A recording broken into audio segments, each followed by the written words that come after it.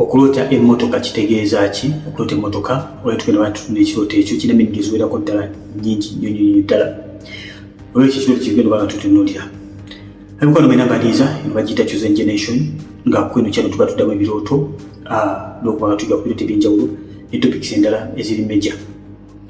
Nze Brother Steven oba ng'oli mupya tukwaniriza ku channel eno. Naye ekyogera ddala kirina okutegeera mu mwana wa Katonda emmotoka ekiikirira amagenda, ekiikirira obuweereza. Yesu yeebazibwe nnyo. Ekiikirira amagenda, ekiikirira obuweereza. Wali yambuuza nti amagenda kiki? Amagenda bwe bulamu bwo, bwe lugendo lw'omukwano gwange. Osobola otya emmotoka ng'ekiikirira current event eriwo saawa eyo oba ebigenda okubeera mu maaso. Okay? Nga Mukama kikwezanga okuba nga kuwa obunnabbi oba okulaga embeera gy'oyimiriddemu. Mukama waffe omulungi yeebazibwe nnyo. Tugenda kutandikirawo okulota ng'olaba ovuga emmotoka. Gwe kennyini nga gwolaba nti ovuga emmotoka ejja kubeera namba emu. Olaba ovuga emmotoka kisinziira mukwano gwange ovuga otya, emmotoka etambula etya. Nagamba emmotoka ekiikirira obulamu bwo gwe nga ggwe. Oba oli muweereza wa Katonda n'olaba ng'ovuga emmotoka nga mu butuufu tetambula bulungi, Mukama baakulaga mukwano gwange amagenda go si malungi, weetaaga okuba ng'ogasabira. Oba olina kyolaba ekitateeredde ekyokola ekitali kya bwa Katonda, manya mukwano gwange kigivaako obuzibu bw'okuba nga tolina magenda malungi. So kiba kirungi okuba nga weenenya n'oteera mu maaso ga Katonda. Gwe oyinza okuba nga toli muweereza naye nga mukwano gwange olose ovuga emmotoka, okugaba emmotoka ekiikirira amagenda ga buli muntu yenna oba n'obuweereza. Kale mukwano gwange kisinziira nawe obadde ovuga otya. Sookera ddala bw'oba ng'obadde olaba ng'ovuga bulungi, manya nti mukwano gwange amagenda go malungi, Mukama baakulaga abaakuzaamu amaanyi. Ng'olobadde ku luguudo ng'olaba ovuga bulungi buli kyonna kigenda bulungi. Okay? Number 2, osobola okuba ng'obutuufu olaba ebintu bigenda bulungi ovuga bubi, emmotoka olaba ogivuga bubi ebintu bigenda bulungi, manya naye Mukama Katonda akulaga nti amagenda go si malungi, weetaaga okuba nga okebera mukwano gwange buzibu buvaawa. Misingi gy'emifu egy'obulamu bwo oba ebintu byokola bitali bya bwa Katonda, Mukama Katonda byakunenya. Number 2, osobola okutanga omuntu omulala yakuvuga.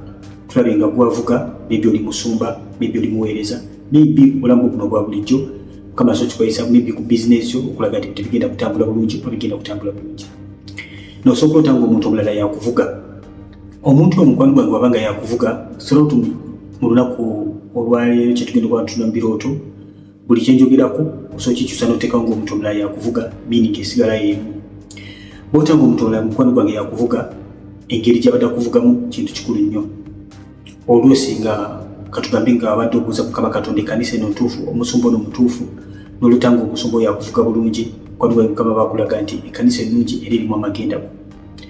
Bw'olaba otanga omusumba akuvuga bubi, byakuvuga tebitegeerekeka, manya mukwano gwange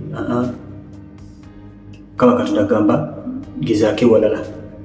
Sometimes oyinza okuba nga ekkanisa ogiruddemu naye n'ogenda okulaba nga musumba tavuga bulungi, oba baweereza nabo maybe ba ushers, maybe omu ku bakwaya, maybe omu ku baweereza nga tavuga bulungi, mukwano gwange Mukama Katonda baakugamba nti amagenda gammwe si malungi, mwetaaga okuba nga mugenda mu maaso ga Katonda, okuba nga mwegayirira n'okuba nga mwenenya mu maaso ga Katonda. Mukama waffe omulungi yeebazibwe nnyo. Now, osobola okulota number 3 ng'olaba nti bakugoba mu kirooto, ng'ovuga emmotoka nga bakugoba, ng'odduka emisinde. Manya mukwano gwange Mukama akulaga nti waliwo ataka ku magenda go, waliwo ebiri mu kupasuwinga, byagala okuba nga mukwano gwange bizikiriza amagenda go, bizikiriza obulamu bwo bakuleetera okuba nga bakudisitoyinga. Nawe bakukwata mu kirooto, manya mukwano gwange attack eze ku bulamu bwo, sometimes okubeera eddogo, sometimes okubeera sitaani nnyini nga yakupasuwinga kuba nga kusuuza amagenda go. Nawe osobola okulota nga nabagambye nga bakuvuga speed, kyo tekyoneza sikimaze bulungi. Osobola bakuvuga speed, sometimes bayinza okuba nga bakuvuga speed nga speed nnungi.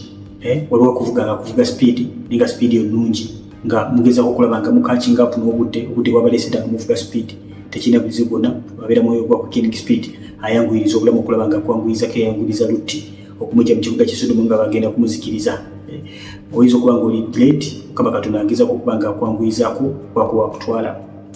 Nawe bw'olota nga bakuvuga speed naye nga mukwano gwange oli mu wale y'amaanyi, otudde mu mmotoka oli mu wale y'amaanyi, sawa yonaka binje kandi ko oluso omuntu avuga agenda tomera ebintu avuga speed akuvuga bubi manya mukwano gwange Mukama Katonda akunika ku muntu oyo asobola okubeera nga musumba asobola okubeera nga muweereza asobola okubeera nga mukwano gwo nga Mukama Katonda agamba be careful that person or omuntu omuleke Bible gamba tugamba don't be deceived but company corrupts good morals Mukama from Jersey ekitabo ky'Abakuliiso so ngoma na Katonda kiba kirungi obanga weekuma omuntu Mukama Katonda gwakulaze nga kuvuga bubi now osokuta gwo kenyini nga gwavuga speed sigala kye kimu obadde ovuga speed ovuga bulungi manya beera quickening obadde ovuga bubi ogenda tomera ebintu manya mukwano gwange trouble buzibu bwerere magenda babi nabagambye nga bakugoba babakutte manya mukwano gwange bibi bate bakutte manya Mukama Katonda ageza kukubanga kutolosa waliwo opasuinga bagolo kubanga basikiriza magenda ko na osobola okulota kyoto kino ekyemotoka ngolako osanze police ku kkubo okay obadde ovuga emotoka ne musanga police ku kkubo kitegeeza ki ekyoto kino kitegeeza kulwisibwa delays kulwisibwa police kikyekola kukuyimiriza kukulwisa kukubuuza bino kubuuza biri mukwano wekiba kyakulwisibwa mu magenda go olina byolina okukola mangu ne katulaba gundi bakuyimiriza ba police nawe ekyoto ekirala osobola okulota ng'osanze road block mu kkubo badde ovuga n'osanga ki road block mu kkubo manya ebeera hindering spirit omwoyo okuziiza okuba nga weeyongerayo sometimes kutambulako hindering spirit sometimes kutobeera amalogo so kiba kirungi n'obuuza Mukama Katonda wa ki ekikutte noba mukwano gwange ojja otrapsiza omubizi atadde mu kkubo okuba nga weeyongerayo osobola okulota ng'ovuga emotoka naye nga ovuga ku busozi ng'ovuga ku busozi olaba utawaana ovuga akasozi mukwano gwange Mukama bakulaga nti tough times are coming for you tough times zijja olina okuba nga weenyweza mukwano gwange amagenda okagenda kubeera mu tough times sometimes osobola okulota ng'ovuga ku nguudo nga zirimu ebiyinjayinja ng'ovuga olaba utawaana era still the same Mukama bakulaga nti ebiseera ebizibu bijja so olina okuba nga weenyweza ng'omwana wa Katonda sometimes osobola okulota ekirooto nga olaba ovuga ku kaseerezi nabagambye buli kintu kyonna kyembagambye jawo oluusi obanga muntu mulala yakuvuga sagala vidiyo newanvu ennyo kisigala kyekimu kanku ekyokulabirako obadde gwavuga mu biyinja Mukama bakulaga tough times are coming waliwo omuntu abadde akuvuga still the same tough times are coming Mukama from mulungi ebazibu nnyo if it is a pastor tough times are coming for that ministry waliwo ebizibu ebigenda okujja oba mukwano gwo kuvuga mu mbeera efaanana bwetyo oluusi baawo so kisigala kyekimu kati osobola okulota ng'ovuga naye nga mukwano gwange oluguudo luseerera okay oluguudo luseerera kati manya nti mukwano gwange Mukama akugamba be careful so mu magenda gaffe sometimes olwo weetaaga okuba nga weegendeeza mu mwana wa Katonda so bw'olaba ng'olaba oluguudo oluseerera manya mukwano gwange weetaaga okuba nga weegendeeza ng'omwana wa Katonda now osobola okulota ng'emmotoka edda reverse obadde ovuga odda maaso ate ogezi olaba ate emotoka suddenly eri mu kudda reverse ekifo ekyokusimbula ngedda maaso ate emotoka edda reverse ogwo gubeera mwoyo gwakudda mabega mukwano gwange woonondera biseera ate omuntu abadde agenda maaso ate kati odda mabega kitegeeza mwoyo gwakufiirizibwa bino obadde ogenda okukola manya mukwano gwange biba bigenda kuba nga bikuzabuza mabega obadde obuuza Mukama oluusi omuntu obadde obuuza Katonda genda okulota olaba avuga akuza reverse mukwano gwange kaba kabonero akalungi akalaga nti omuntu oyo akuza mabega tolinda akabonero kalala omuntu talina gyakutwala tewali lugendo tewali magenda kudda buzi ki mabega omuntu nabadde akuvuga whether pastor whether obadde oyinkwalinga ku musajja oyo nti oba ogende naye oba omukyalo otanga mukwano gwange emotoka ate edda buzi reverse akuvuga akuza reverse manya mukwano gwange kwetaaga okuba nga ensonga eyo okituuliramu ddala naw osobola okulota nga emotoka mulimu gisindika busindisi emotoka mulimu gisindika busindisi mukwano gwange besibadde mulimu ng'abaweereza nga mulimu kusindika motoka manya mukwano gwange nti ebintu bitambula bulungi motoka yafadda obuweereza bwafadda weetaaga okuba nga buddayo gwonga buto maaso ga Katonda Mukama fulungi bazibe ebintu bukakabikake tumusindika busindisi motoka mugisindika busindisi nage motoka ekiikira obuweereza the same time ekiikirira amagenda Mukama fulungi bazibe nnyo now olotanga emotoka obadde ovuga emotoka nokanga oguze ng'okutte ekkubo kyamu motoka eyo n'obula ogeze mu kifo ekitali kituufu kyobadde olina okulagamu. Manya mukwano gwange weetaaga okuba nga oddayo onoonya Katonda kubanga kugayitinga wabula dda Mukama waffe omulungi yeebazibwe, kubanga weekulembedde mu bulamu bwo nga tobuuziza Mukama nosanga obuze. Kyekimu omuntu abanga yakuvuga nabagamba ekisigala kyekimu, omuntu abanga yakuvuga n'akubuuza n'akutwalayo n'akubuuza mukwano gwange abakugamba Mukama Katonda waffe nti omuntu oyo si mutuufu, akubuuza bubuuza akutwala mu kkubo bbi, atwala mu kkubo ekyamu. Oluusi obadde obuuza Katonda ku muntu oyo maybe musajja yagenda mu bufumbo naye nolaba nga akubuuza. Oluusi obadde obuuza Mukama ku kanisa nolaba nga bakuvuga bakubuuza bakututte. Manya mukwano gwange egalo yonna gibuukamu nga bukyali terina gye kutwala, tewali magenda, ogenda kubulirayo. Oluusi oyigidde bannabbi b'obulimba n'oloota. Sometimes oluusi tobuuza na Mukama Katonda, ekirooto kino kikozesa nnyo okutuwa warning ye Katonda nga mwennyini ng'alaba mukwano gwange olaba nga mubuze. Sometimes emmotoka esobola okufiira ku kkubo, emmotoka badde yabisa omupiira, oluusi emmotoka efunye mechanical problem. Manya mukwano gwange ekirooto kino kiraga ebizibu by'ogenda okusanga mu lugendo lwo. Ebizibu kiraga nakyo kiraga bizibu byereere. Emmotoka efiiridde mu kkubo, kati kiba kinyondayo n'obuuza Mukama Katonda kiki ekiganye. Mukama waffe omulungi yeebazibwe. Emmotoka efiiridde mu kkubo manya amagenda go, that's a good indicator okubeera nti ogenda kubeera stagnant mu bulamu bwo, ogenda kubeera stagnant kuba emmotoka eba efudde oba tokyalina gy'olaga. Mukama waffe yeebazibwe nnyo. Oba tokyalina lugendo yadde. Osobola okuloota ng'ovuga emmotoka nolaba n'ogivuga nga bakugoba, bagambe nga bakugoba nolaba ng'emmotoka yo gikwesesa mwoya, ng'ogikwesa mwoya wadde bakunoonya n'ofunako w'ogikweka. Kabonero akalaga nti Mukama Katonda alina kyakutaasiza, alina wakukweka, omulabe sitaani yabadde akukasuwinga. Nawe osobola okuba ng'oloota ng'emmotoka yo bagibbye, tolera tebadde ogikweka, naye ku luno ng'olaba bagibbye mukwano gwange. Bw'oba ng'olina emmotoka, sometimes ekyoto kino kibeera direct. Emmotoka ekituufu bagenda kugibba ebya ddala, ate omubaliro ti ebintu byonna ne bibaawo. Sometimes Mukama bakulaga nti waliwo destiny y'omulabe gy'ayagala okuba nga bba, olukyali mu kuba nga akubbako. Very very careful. Nawe osobola okuloota ng'olaba ovuga emmotoka ng'ogenda otomera abantu, ovuga misinde ogenda otomera ono otomera oli mukwano gwange, oba oluusi ng'otomedde omuntu oba omumanyi genda oddeyo revealinga obulamu bwe wabadde, oyinza okuba nga mukwano gwange olina wayumbira omuntu oyo, oba oliawo ng'olina kyebakoze ekitali kya Bwakatonda nga teweekontrolize. Jjukira tulina okubeera ne self control. Kati omuntu avuga agenda tomera abantu, kitegeeza tolina control ya mmotoka. So bw'oba ng'olina ekintu kye wakoze ku muntu oyo ng'okimanyi ddala nakikoze, Mukama bakuwadde warning, tolinda kitala, totambula ku ego yo. Kiba kingi n'ogenda nga weenenyeza omuntu oyo n'omuyita nti ali mu ddiŋŋana, kuba Katonda aba amaze dde okulaga nti omuntu oyo bw'amaze dde omutomera. Sometimes oyinza okuba nga n'obutaddeko n'obukyayi. Bayibuli etugamba nti omuntu yenna akyamuganda we ng'amaze okumutta, kati gwe wamutomedde oluusi wayompye mukwano gwange omanye nti wamaze okumutta mu nsi eyo. Olumu oyinza okuloota nga olaba ofunye emmotoka empya, oluusi bagikodde nga kirabo, oluusi ng'oguze emmotoka empya. Bw'ota ng'oguze emmotoka empya nga olaba mu kyoto olina emmotoka empya, manya mukwano gwange ekyo kirepresentinga amagenda mapya. Oluusi obadde kusaba na kusiiba n'ota ng'oguze emmotoka nga mpya ng'erabika bulungi, Mukama bakulaga nti amagenda go gaddiziddwa bujja.